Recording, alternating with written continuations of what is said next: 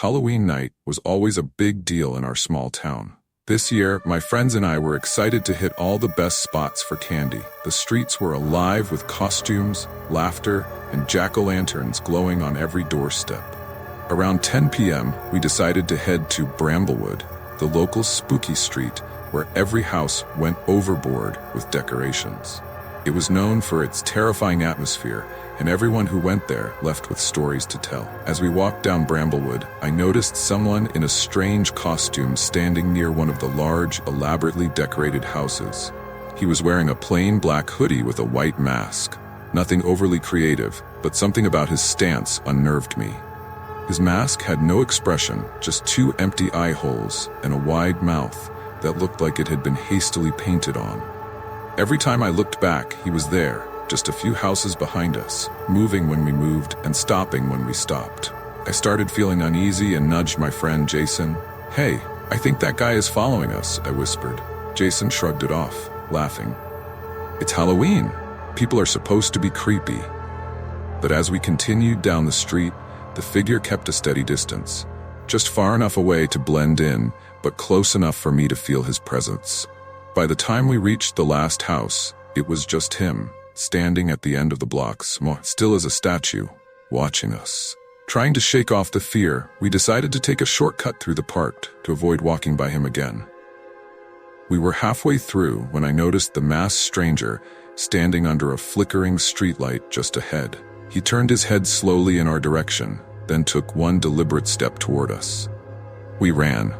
I don't remember when I let go of my friend's hands, but I remember the feeling of my heart racing, my breath catching, and the absolute dread when I heard footsteps behind me. Finally, I made it home and burst through the door, locking it behind me. I spent the rest of Halloween night watching the street from my window, waiting for the masked stranger to appear.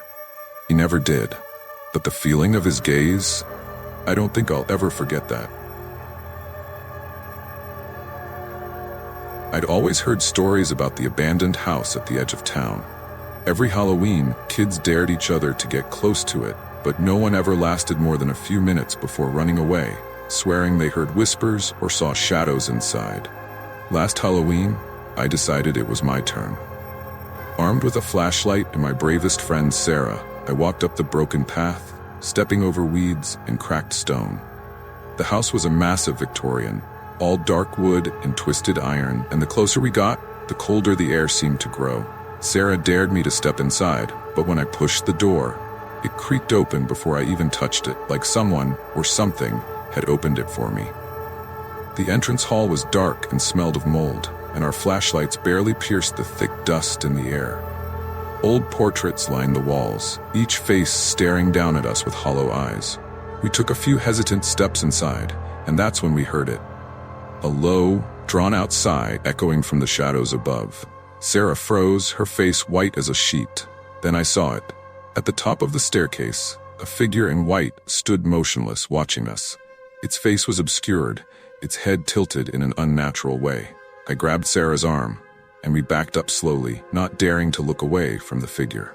But as soon as we reached the door, it slammed shut, trapping us inside. Panicked, we pounded on the wood, yelling for help, but the house seemed to swallow our voices. Just as suddenly as it had shut, the door swung open again, and we stumbled outside. When we turned around, the house was dark and silent, just as we'd found it. We bolted down the path, leaving the creepy house and its ghostly occupant behind. I never went back to that part of town, and no one ever questioned why. My friends and I threw a Halloween party every year.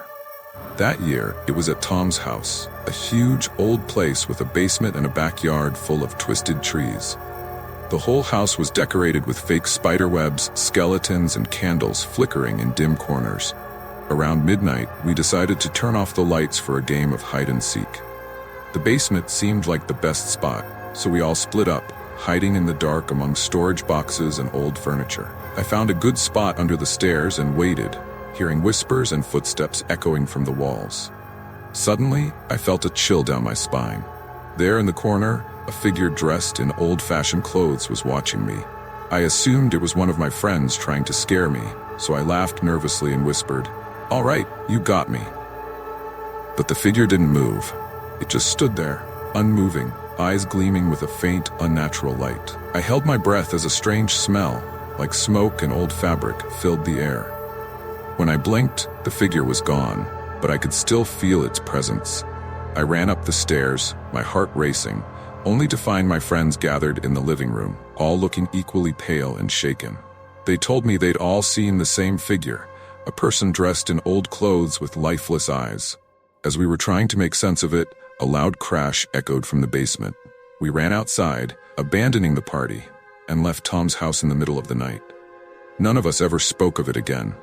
But every Halloween, I remember the cold, empty stare of the ghost at our party.